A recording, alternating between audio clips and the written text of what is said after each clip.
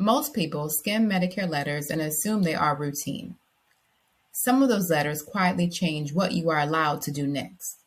If you misunderstand the wording or timing, you can lose options without realizing it. Today, I break down the Medicare letters that actually change your options because not every Medicare letter works the same way. Now, most Medicare mail does not affect your rights.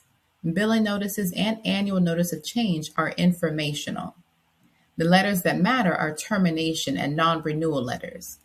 These trigger deadlines and special enrollment protections. The problem, they all look similar in the mailbox. Termination means your plan ends coverage before the year ends or removes you from enrollment. Non-renewal means the plan will not continue into the next year. Different timelines, different rights, different deadlines. Many people assume they are all treated the same. They are not. Your rights are not based on how the letter sounds. They're based on exact wording. Certain phrases trigger guaranteed issue rights. Other phrases don't. Two letters can sound almost identical and lead to completely different outcomes. This is where people get stuck. They assume intent instead of reading the actual language. Trial rights apply to very specific situations, usually when someone tries Medicare Advantage for the first time.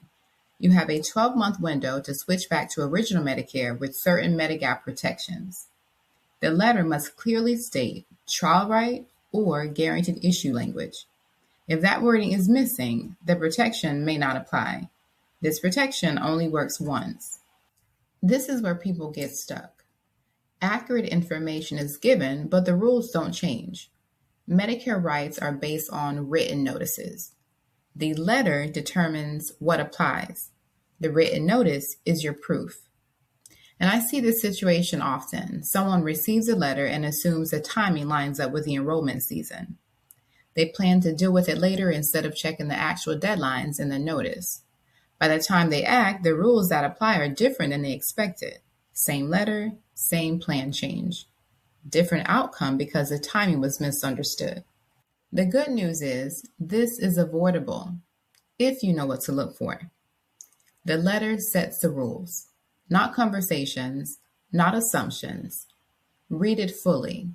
Look for protected wording, trial rights, or guaranteed issue.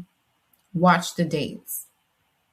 And if you want help organizing what to review and what to check, the Medicare Starter Kit is linked in the description.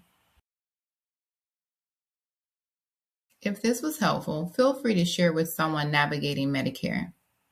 If you want more details related to this topic, check the links in the description.